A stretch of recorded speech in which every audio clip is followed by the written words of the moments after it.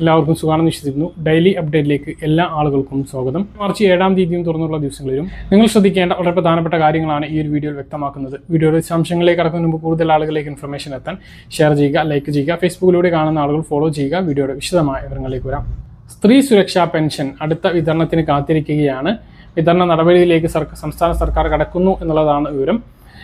സ്ത്രീ സുരക്ഷാ പെൻഷൻ 1000 രൂപ പ്രഖ്യാപിച്ച് ആദ്യ വിതരണം ഫെബ്രുവരി മാസത്തിലാണ് നടന്നത്.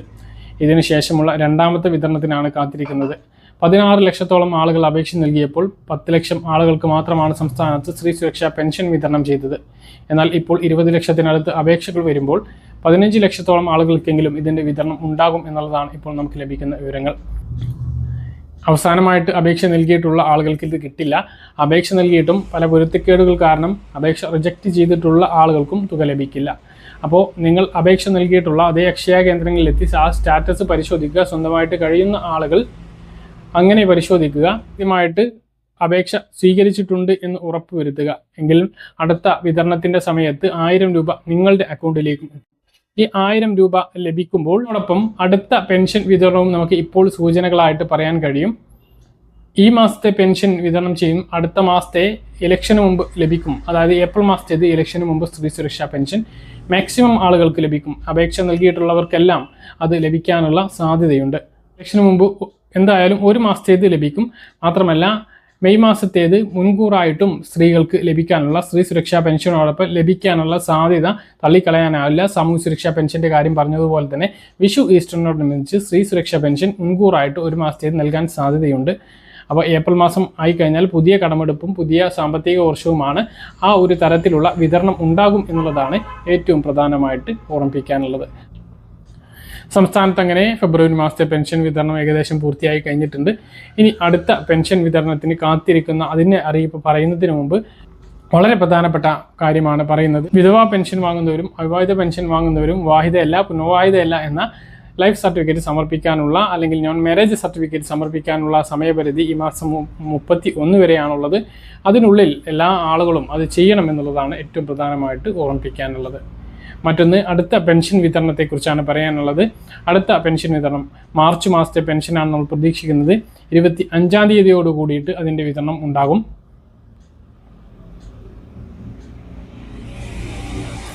24-ാം തീയതി ചൊവ്വാഴ്ച കടമെടുപ്പ് കഴിഞ്ഞതിന് ശേഷം 25-ാം തീയതിയോടുകൂടി 2000 രൂപയുടെ പെൻഷൻ വിതരണം ഉണ്ടാകും എന്നുള്ളതാണ് ഏറ്റവും പ്രധാനമായിട്ട് ഓർമ്മിപ്പിക്കാനുള്ളത്. അപ്പോൾ അത് കഴിഞ്ഞുള്ള പെൻഷൻ വിതരണം അത് ഈ പെൻഷൻ വിതരണത്തിൽ ഔദ്യോഗികമായിട്ടുള്ള പ്രഖ്യാപനം ഉണ്ടാകില്ല. കാരണം നമ്മുടെ സംസ്ഥാനത്ത് പെരുമാറ്റച്ചട്ടം നിലവിൽ വരും. അപ്പോൾ മന്ത്രിയുടെ ഭാഗത്തു നിന്നുള്ള അറിയിപ്പോ അല്ലെങ്കിൽ പ്രഖ്യാപനങ്ങളോ ഉണ്ടാകില്ല. ആ ഒരു പെൻഷൻ കറക്റ്റ് സമയത്ത് ലഭിക്കുകയാണ് ചെയ്യുക. അതിനുശേഷവും നമുക്ക് പെൻഷൻ വലിയ താമസമില്ലാതെ ലഭിക്കും. അതായത് ഏപ്രിൽ പകുതിയോട് കൂടിയിട്ടാണ് ഇലക്ഷൻ നടക്കുക. അപ്പോൾ അതിനു മുമ്പായിട്ട് ഏപ്രിൽ മാസത്തെ പെൻഷൻ എന്തായാലും ലഭിക്കും.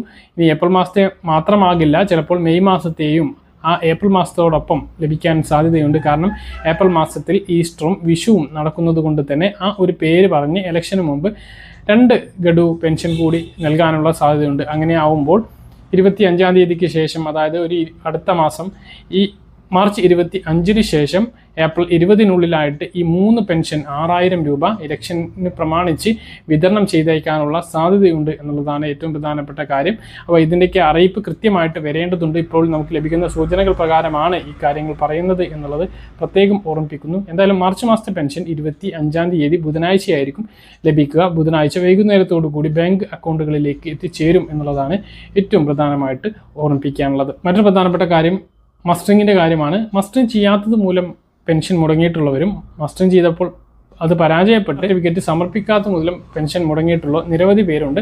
അങ്ങനെയുള്ള ആളുകൾക്ക് ഈ മാസം 20-നുള്ളിൽ അത് സമർപ്പിക്കാം. ഈ മാസമല്ല, എല്ലാ മാസവും അത് സമർപ്പിക്കാനുള്ള അവസരമുണ്ട്. അതെല്ലാവരും ചെയ്യണമെന്നുള്ളത് പ്രധാനമായിട്ട് ഓർമ്മിപ്പിക്കുകയാണ്. അപ്പോൾ അത് ചെയ്യുകയാണ് എങ്കിൽ അടുത്ത മാസം വിതരണം ചെയ്യുന്ന ചിലപ്പോൾ 2 പെൻഷൻ ഉണ്ടാകും. അതൊക്കെ ലഭിക്കുന്നതാണ്. അപ്പോൾ 20-ാം തീയതിക്കുള്ളിൽ അത് പൂർത്തീകരിച്ചാൽ മാത്രമേ തുടർന്ന് അങ്ങോട്ട് പെൻഷൻ ലഭിക്കുകയുള്ളൂ എന്നുള്ളതും ഓർമ്മിപ്പിക്കുകയാണ്. യുദ്ധത്തെ തുടർന്ന് രാജ്യത്ത് ഇന്ധനക്ഷാമം രൂക്ഷമായേക്കും. എണ്ണയേക്കാൾ ഉപരി LPG, LNG വിതരണത്തിലാണ് ഇന്ത്യ കൂടുതൽ ആശങ്കപ്പെടുന്നത്. ഇന്ത്യ ഉപയോഗിക്കുന്ന പാചകവാതകത്തിൻ്റെ 80 മുതൽ 85% ഇറക്കുമതി ചെയ്യുന്നതാണ്. ഇതിൽ ഭൂരിഭാഗവും വരുന്നത് ഹോർമൂസ്. ക്രൂഡ് ഓയിൽ പോലെ LPGക്ക് വലിയ തോതിലുള്ള തന്ത്രപ്രധാന ശേഖരം ഇന്ത്യയിൽ ഇല്ല. ഇതാണ് പ്രതിസന്ധിയുടെ ആഴം കൂട്ടുന്നത്. ഹോർമൂസ് കടലിടുക്ക് ദീർഘകാലത്തേക്ക് അടച്ചിടുകയാണ് എങ്കിൽ രാജ്യത്ത് പാചക വാതക വിതരണത്തിന് കടുത്ത ക്ഷാമം നേരിടാൻ സാധ്യതയുണ്ട് എന്ന് വിപണി വിദഗ്ധർ മുന്നറിയിപ്പ് നൽകുന്നു. പ്രതിസന്ധി നീണ്ടാൽ LPG നൽകുന്നതിന്റെ പരിധി ചുരുക്കേണ്ടി വരും എന്നുള്ളതാണ് റിപ്പോർട്ട്. നിലവിൽ രാജ്യത്ത് ഒരു ഗാർഹിക ഉപഭോക്താവിന് 15 സിലിണ്ടറുകളാണ് ലഭിക്കുന്നത്. കേരളത്തിൽ അത് 12 സിലിണ്ടറുകളാണ്. സബ്സിഡി ലഭിക്കുന്ന സിലിണ്ടറുകളുടെ എണ്ണം 10-മാണ്. യുദ്ധത്തിനൊരു പരിഹാരം ആയിട്ടില്ല എങ്കിൽ അത് 4-ഓ 2-ഓ ആയി കുറയാനുള്ള സാധ്യതയുണ്ട്. മറ്റൊരു പ്രധാനപ്പെട്ട അറിയിപ്പ്, LPG പാചകവാതക ഗാർഹിക സിലിണ്ടറിന്റെ KYC പുതുക്കണമെന്ന് പൊതുമേഖലാ എണ്ണ കമ്പനികൾ വീണ്ടും വ്യക്തമാക്കിയിരിക്കുകയാണ്.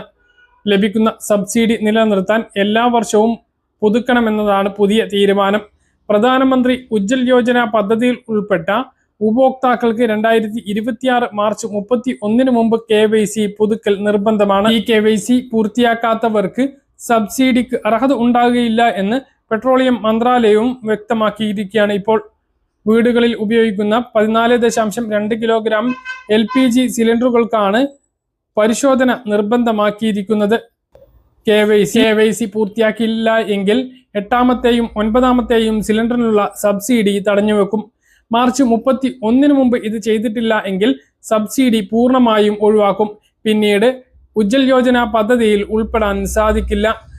തീയതിക്കുള്ളിൽ അപ്ഡേറ്റ് ചെയ്തില്ല എങ്കിൽ സബ്സിഡി പൂർണ്ണമായിട്ടും നഷ്ടപ്പെടും. നേരത്തെ ബയോമെട്രിക് അപ്ഡേഷൻ പൂർത്തിയാക്കിയവരും KYC അപ്ഡേഷൻ മാർച്ച് 31 മുമ്പ് പൂർത്തിയാക്കണം. അല്ലാത്ത പക്ഷം സാമ്പത്തിക വർഷത്തെ 8-9 ഫില്ലറുകളുടെ സബ്സിഡിയോ യോഗ്യതയോ ഉണ്ടാകില്ല. അടുത്ത ഘട്ടത്തിൽ സബ്സിഡി പൂർണ്ണമായും റദ്ദാക്കുന്നതാണ് എന്നും അറിയിച്ചിട്ടുണ്ട്. ഗാർഹിക സിലിണ്ടറിന് ഉജ്ജൽ യോജന പദ്ധതി പ്രകാരം 300 രൂപയാണ് സബ്സിഡി ലഭിക്കുന്നത്. പണം യഥാർത്ഥ ഉടമയുടെ അക്കൗണ്ടിലേക്കാണ് ലഭിക്കുന്നത് എന്ന് ഉറപ്പുവരുത്തുന്നതിന് വേണ്ടിയാണ് KYC നടപടികൾ നടത്തുന്നത് എന്നതാണ് കമ്പനിയുടെ വാദം. LPG KYC എങ്ങനെ അപ്ഡേറ്റ് ചെയ്യാൻ സാധിക്കും എന്നുള്ളത് നോക്കാം. Indian oil corporation, Hindustan petroleum, Bharat petroleum എന്നിവയുടെ ഉപഭോക്താക്കൾക്ക് കമ്പനികളുടെ മൊബൈൽ ആപ്പുകൾ ഉപയോഗിച്ച് അവരുടെ KYC അപ്ഡേഷൻ ചെയ്യാം. ഇതിനിപ്പോൾ യാതൊരുവിധ ഫീസും നൽകേണ്ടതില്ല. www.pmuui.gov.in/ekyc.html എന്ന വെബ്സൈറ്റിലൂടെയും KYC നടപടി പൂർത്തീകരിക്കാവുന്നതാണ്. കൂടുതൽ വിവരങ്ങൾക്കും സംശയങ്ങൾക്കും 1800 23 33 555 എന്ന ടോൾ ഫ്രീ നമ്പറിൽ ബന്ധപ്പെടാവുന്നതാണ്. പറഞ്ഞ കാര്യങ്ങൾ കൃത്യമായിട്ട് മനസ്സിലാണെന്ന് കരുതുന്നു. ഇതുപോലുള്ള ഇൻഫർമേഷൻ ലഭിക്കാൻ ചാനൽ സബ്സ്ക്രൈബ് ചെയ്യുക, ബെൽ ഐക്കൺ എനേബിൾ ചെയ്ത് വെക്കുക. മറ്റൊരു വീഡിയോ നമുക്ക് കാണാം. ദൂരേക്കും.